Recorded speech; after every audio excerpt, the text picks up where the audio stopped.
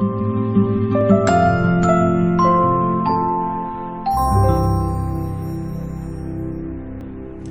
les kids. Alors le mot du jour c'est BPOS. Alors qu'est-ce que BPOS? C'est simple, actuellement on est en RT 2012, après bientôt on sera en RT 2020 et au moment de la RT 2020 ils vont te sortir une nouvelle norme qui s'appelle la norme BPOS, mais ils ont déjà commencé. La norme BPOS Effinergie 2013, c'est bâtiment à énergie positive, BEPOS. D'accord? Ça comprend quoi? C'est tout simplement des bâtiments, donc maisons individuelles, comme bâtiments, tout un tas d'infrastructures, c'est-à-dire écoles, etc., qui est censé récolter 20% de plus d'énergie renouvelable que d'énergie consommée.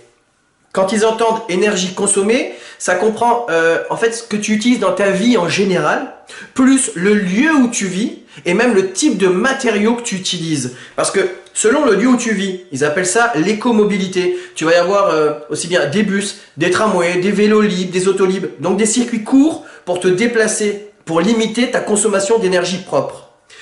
Mais si tu habites en campagne, forcément tu vas consommer plus.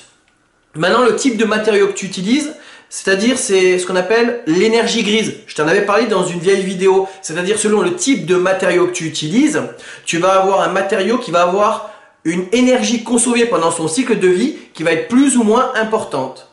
Et enfin, l'énergie que tu as chez toi pour alimenter ta ventilation, ton eau chaude, ton électricité courante, etc., ton chauffage, ça va être soit de l'électricité basée sur une centrale nucléaire ou du fuel, du gaz, du bois. Donc forcément, ça a des genres de coefficients et ça a des consommations qui coûtent plus ou moins à la production. Donc selon où tu vis, selon le type de matériaux que tu as et selon le type d'énergie qui t'alimente chez toi, tu vas avoir une somme, un bilan.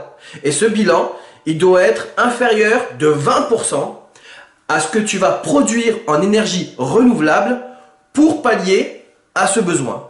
Donc c'est ce qu'on appelle la norme BPOS, bâtiment à énergie positive. On développera plus tard ce que c'est que l'écomobilité, donc qui est pris dans ce bilan. L'énergie grise, on le détaillera mieux aussi.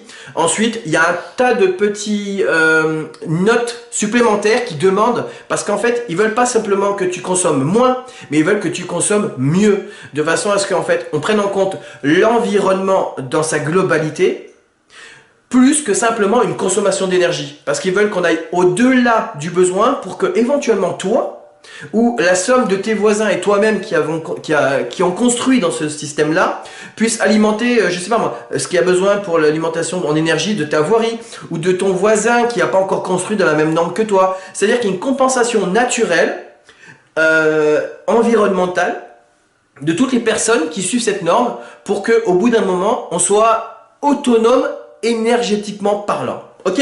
Sur ce, je te laisse. Je trouve que c'était un thème sympa à aborder parce que de toute façon, on va y être confronté. On est actuellement en 2016, la norme 2020, elle arrive bientôt et il y a même la norme Effinergie 2013 BPOS qui a déjà été entamée, donc il y a 3 ans de ça et qui nous prépare à y arriver. Donc ça va bientôt arriver. Allez, à tout de suite les kids.